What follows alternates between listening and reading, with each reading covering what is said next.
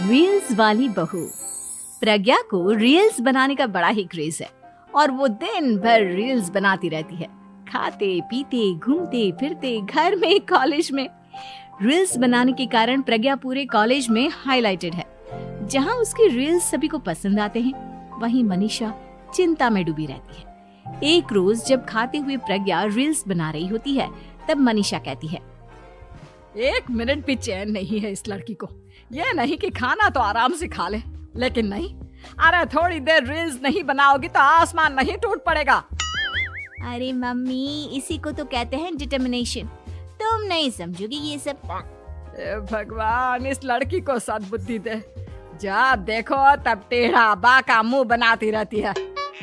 मनीषा की बात का प्रज्ञा पर जरा भी असर नहीं होता और वो खाते खाते रील्स बनाती रहती है। दिन बीतने लगते हैं और देखते देखते प्रज्ञा का कॉलेज भी खत्म हो जाता है। आए दिन कोई ना कोई मनीषा को प्रज्ञा की शादी करवाने का सुझाव दे जाता है। सब ठीक ही कहते हैं, प्रज्ञा की शादी कर देनी चाहिए। अपने घर के काम काज में व्यस्त हो जाएगी तो खुद ही ये रील्स और नाच गाना बंद हो जाएगा।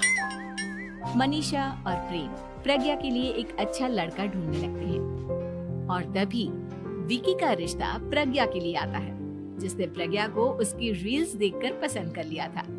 अगले दिन विकी अपने माता पिता के साथ प्रज्ञा के घर पहुंच जाता है और प्रज्ञा साड़ी पहने हाथों में चाय की ट्रे लिए उनके सामने आती है। जब विकी को पसंद है तो हमें भी बहू पसंद है। बहन जी, आप बारात की तैयारी कीजिए। एक बार लड़का लड़की अकेले में बात कर ले तो अच्छा रहेगा। हाँ हाँ, क्यों नहीं। मनीषा विकी को प्रज्ञा के कमरे में भेजती है, जहां प्रज्ञा पहले से ही रील्स बना रही होती है।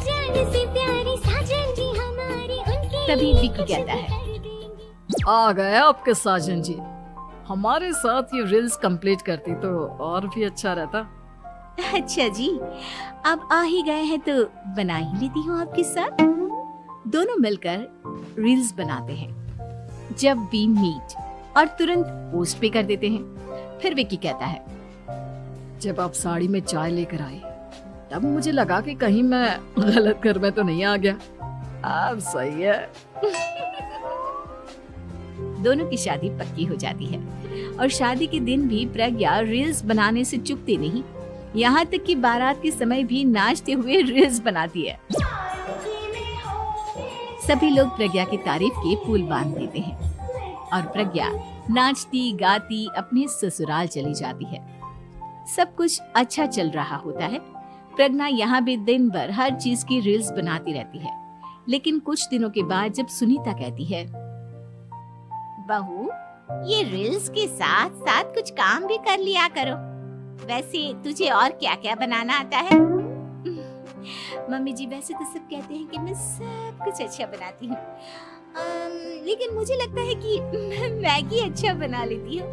हाँ, कॉफी भी अच्छा बना लेती हूँ और मुंह तो सबसे अच्छा बना लेती हूँ। हैं?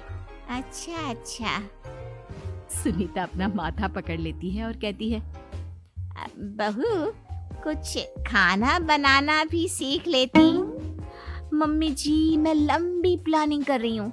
जल्दी ही मैं इतनी फेमस हो जाऊंगी कि मुझे पैसे मिलने लगेंगे। हम दोनों सास बहू राज करेंगे, राज। नौकर काम करेंगे और लोगों की तो लाइन लगेगी हमसे मिलने के लिए। तेरा दिमाग खराब हो गया है क्या बहू? हंसी मजाक तक ठीक है, लेकिन इस तरह घर नहीं चलते। जितना जल्दी हो इस घर के तौर तरीकों को सीख लो।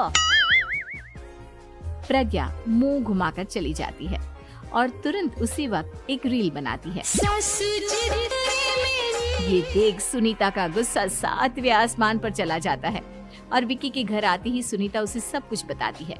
विकी भी अब प्रज्ञा की इन हरकतों से परेशान हो जाता है। तुम टेंशन मत लो मम्मा, मैं देख लूंगा। विकी कमरे में जाता है तो देखता है कि प्रज्ञा रील्स बना रही है। विकी बड़े ही प्यार से प्रज्ञा से कहता है, प्रज्ञा, इन सब के लिए मैं तुम्हें मना नहीं कर रहा हूँ, लेकिन फिर भी हर वक्त तो ये अच्छा नहीं लगता ना। समझने की कोशिश करो, मुझे भी तुम्हारा थोड़ा वक्त चाहिए। मैं जब ऑफिस से आता हूँ तो मुझे समय देने की जगह इसी में लगी रहती है। तुम ज्यादा ही सोच रहे हो। तुम भी मेरे साथ रील्स बनाओ ना, तुम्हें भी बहुत अच्छा लगेगा। तुम्हें इज्जत से कोई बात समझ में नहीं आती क्या? दिमाग खराब हो गया है तुम्हारा इस चकाचौंध से। अगर तुमने अपना रवैया नहीं बदला तो मैं तुमसे दूर चला जाऊंगा।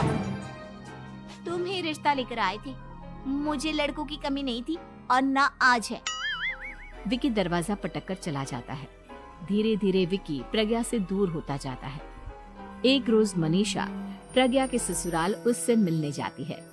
तब सुनीता उससे कहती है, बहन जी, अब आई हैं तो कुछ दिन यहाँ रहकर जाइएगा, आप ही का घर है। हाँ मम्मी, बहुत दिन हो गए तुम्हारे साथ एक भी रील नहीं बनाई मैंने। प्रज्ञा तुरंत अपने फोन में रील्स ऑन कर लेती है। ये सब मुझसे नहीं होता। तेरा ये भूत अभी तक नहीं उतरा क्या? बहन जी, आप कुछ कहती नहीं क्या इसे?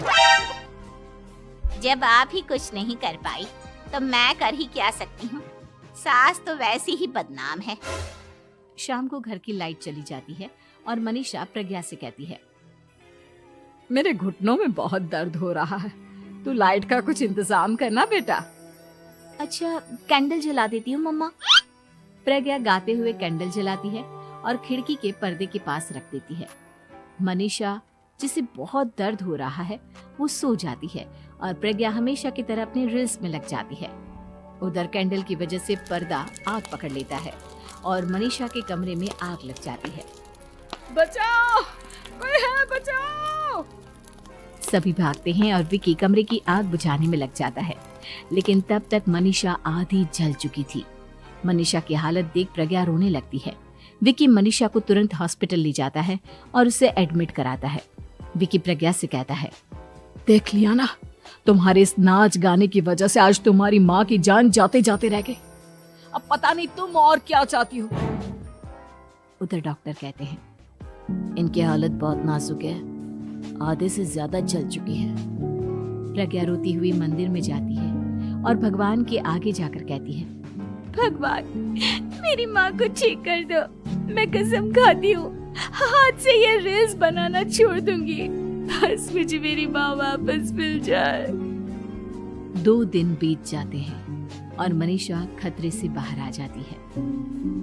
पेशेंट अब ठीक है, आप लोग उनसे मिल सकते हो। सब कोई मनीषा से मिलता है और प्रज्ञा सबके सामने अपना फोन तोड़ देती है। मुझे माफ कर दो मम्मा, मैंने तुम लोगों की बातों को नजरअंदाज किया। बेटा, कोई भी चीज जरूरत से ज्यादा खराब है। मैंने तुम्हें रील्स बनाने से कभी मना नहीं किया, लेकिन हर वक्त एक ही चीज तो सही नहीं है। मैं समझ गई हूँ मम्मा, आई एम सॉरी। प्रज्ञा उस दिन से रील्स बनाना छोड़ देती है और पूरी तरह से अपने घर में लग जाती है।